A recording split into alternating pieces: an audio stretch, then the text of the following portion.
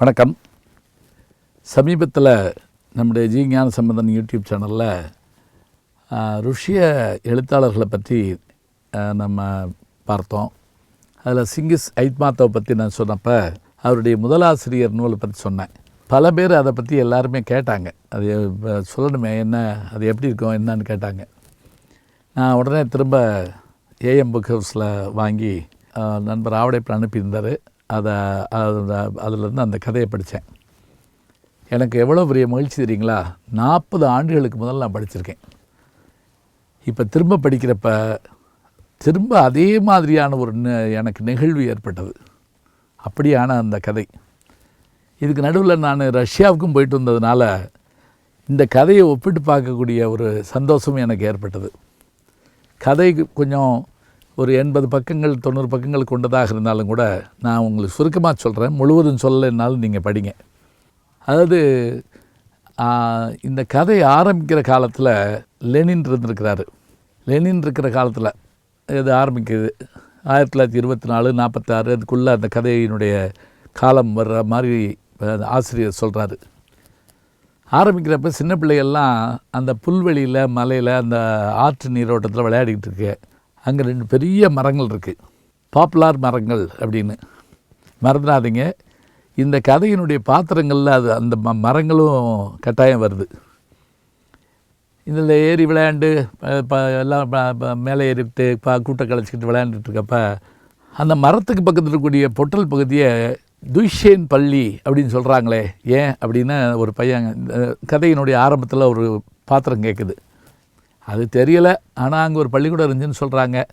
அப்புறம் அவர் அப்படியே எங்கே போய் தபால்காரராக போயிட்டாருன்னு சொல்கிறாங்க. அப்படின்னு சொல்கிறப்ப இந்த இந்த இந்த கதையில் வரக்கூடிய இந்த முதல் பாத்திரம் அப்படியே படித்து நகரத்துக்கு போய் வேலைக்கு போயிட்டு ஒரு பெரிய விஞ்ஞானியை, பெண் விஞ்ஞானியை அங்கேருந்து கூட்டிகிட்டு வர்றாங்க. எங்கே? இந்த பழைய பள்ளிக்கு அந்த பெண் விஞ்ஞானி அங்கேருந்து வர்றாங்க. வந்தவங்க அந்த பள்ளியும் அந்த மரங்களையும் எதையும் பார்த்துட்டு பேசிக்கிட்டு இருக்காங்க. அப்போ குதிரையில் தபால் கொண்டு ஒருத்தர் வர்றாரு. வந்தவர் கொடுத்துட்டு உடனே போயிடுறாரு. போயிட்டாரான்னு கேட்குறாங்க இவங்க. இந்த வந்த விஞ்ஞானி போயிட்டாருன்னு சொல்கிறாங்க. ஜன்னல் வழியாக அந்த குதிரை போகிறது மொத்தம் தெரியுது. வருத்தப்பட்டுட்டு அப்படியே மாஸ்கோ போகிற ரயிலில் ஏறி போயிடுறாங்க. போயிட்டு இப்போ இவருக்கு என்ன கவலைன்னா, அந்த கதையை ஆரம்பிக்கிறப்போ வந்தவருக்கு என்ன கவலைன்னா, ஐயோ அவர் அவங்கள சரியாக கவனிக்கலையோன்னு நினைக்க விடாது. ஆனால் போயிட்டு அவங்க ஒரு கடிதம் எழுதுகிறாங்க. அந்த கடிதம் தான் இந்த புத்தகம். அந்த கடிதத்தில் அவர் என்ன சொல்கிறாரு, இந்த இடத்துல நான் விளைவிக்கிறேன், அவங்களே நான் சொல்லட்டும் அப்படிங்கிற மாதிரி நமக்கு ஒரு வழி கொடுக்குறாரு. இப்போ நமக்கு அந்த கதை விரியும் பாருங்கள். அப்போ அந்த ஒரு பெண் குழந்தை, அந்த பகுதியில் வாழக்கூடிய ஒரு பெண் குழந்தை, சித்தியனுடைய கொடுமையில் வளர்க்கப்படுற பெண் குழந்தை, அந்த பகுதியில் ஆடு மேய்த்தல், அந்த சாணம் பிறக்குதல், இந்த பகுதியில் ஒரு இளைஞனை வந்து சேர்றார். அவர் வந்தவுடனே சொல்கிறார், இங்கே ஒரு பள்ளிக்கூடம் தொடங்க போகிறேன். எல்லோரும் விழுந்து சிரிக்கிறாங்க. பள்ளிக்கூடமாவது படிப்பாவது, நீ என்ன முல்லாவா அப்படின்னு கேட்குறாங்க. முல்லான்னா ஆசிரியர்னு அர்த்தம். இல்லை, ஆனால் என் அரசாங்கம் என்னை அனுப்பியிருக்கு. நாங்கள்லாம் ஒன்றும் படிக்க வர முடியாது. எங்களுக்கு நிலம் இருக்குது, வயல் இருக்குது, சாப்பாடு இருக்குது, நாங்கள் உழுவோம் சாப்பிடுவோம், எல்லாம் படித்து என்ன செய்ய போகிறோம்? உடனே அவர் பையிலேருந்து கோபம் ஒரு கடிதத்தை கேட்டுவார். நிலம் இருக்குது, வீடு இருக்கா, இது ரெண்டும் உனக்கு எப்படி கிடச்சது? யாரால் கிடச்சது? இதோ ரஷ்ய அரசாங்கம் எனக்கு கடிதம் கொடுத்துருக்கு. நான் இந்த கடிதத்தில் நான் உங்கள் ஊரில் நிலநாட்டை வந்திருக்கேன். மறுக்கிறவங்க மறுக்கலாம், மறுக்கிறீங்களா? எல்லோரும் வாயடைச்சு போயிடுறாங்க.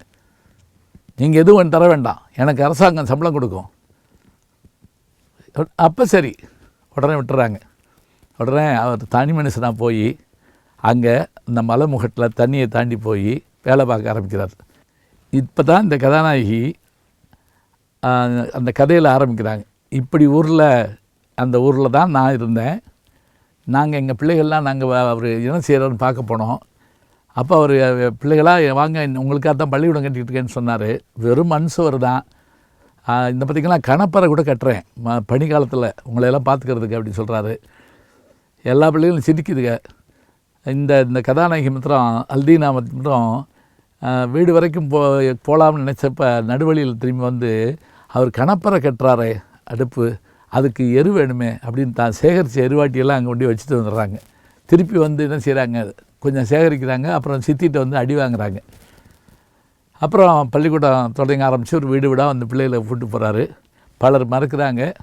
அப்புறம் பின்னாடி ஒரே வார்த்தை கேட்குறாரு, நீ தான் அன்றைக்கி அந்த எருவாட்டி வச்சுட்டு போனியான்னு கேட்குறாரு.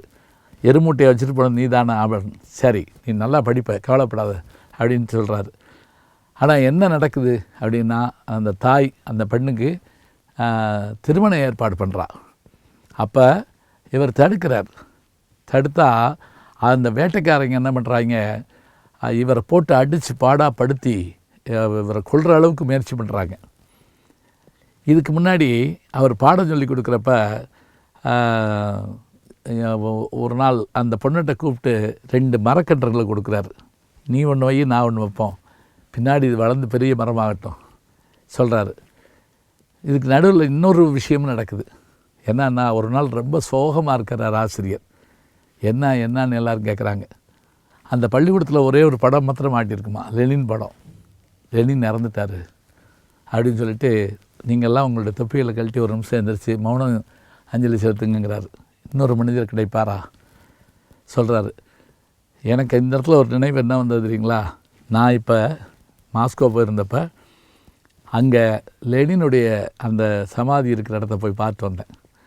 அப்படி உயிரோடு இருக்கிற மாதிரியே படுத்திருக்காருங்க. அவருக்கு அத்தனை அழகாக அமைதியாக வச்சுருக்கிறாங்க. அதையும் பார்த்து வந்தேன்.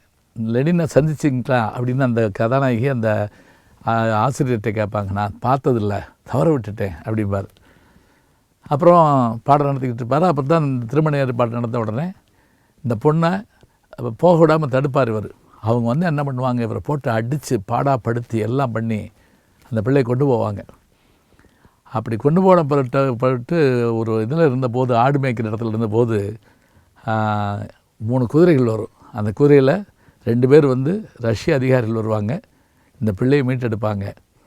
இவர் சொல்லுவார், நீ நகரத்தில் போய் படிக்க போகிற, உனக்கு ஏற்பாடு பண்ணிட்டேன், படி படி படி, அதுதான் உலகத்தை மாற்றக்கூடியது, படித்தா தான் எல்லாமே மாறும் சொல்லிவிட்டு அந்த பொண்ணை கூட்டிகிட்டு போய் அந்த ரயிலில் ஏற்றி விட போவார். அந்த ரயிலில் ஏற்றி விட போகிறதும் ரயிலில் ஏறுறதும் அந்த பிள்ளைகள் வணக்கம் சொல்கிறதும் அல்தினா அப்படின்னு அவர் ஒரு சத்தம் போடுறதும் ரயில் கிளம்பிடும். அந்த பெண்மணி தான் பின்னாடி படித்து எவ்வளோ சிரமங்களுக்கு இடையில் கஷ்டம் வரப்பெல்லாம் அந்த கஷ்டத்துலேருந்து மாறி தன்னுடைய ஆசிரியர் நினச்சிக்கிட்டு, அதில் அந்த ஒரு வார்த்தை நல்லா இருக்கு, சென்று வருகிறேன் என் பள்ளிக்கூடமே, சென்று வருகிறேன் என் முதல் ஆசிரியரே, சென்று வருகிறேன் என் முதல் காதலரே அப்படின்னு ஒரு வார்த்தை கூட அதில் வரும். பிறகு அவங்க தேடி பார்க்குறாங்க, ஒரு கடிதம் கூட எழுதுகிறாங்க, பதில் வரல. அப்புறம் அவங்க வாழ்க்கை வேறையாயிருது, திருமணமாகுது, கணவர் இருக்கார், பிள்ளைகள் இருக்காங்க. அப்போ தான் இந்த பள்ளிக்கு வர சொல்லி அவங்கள கூப்பிட்றாங்க.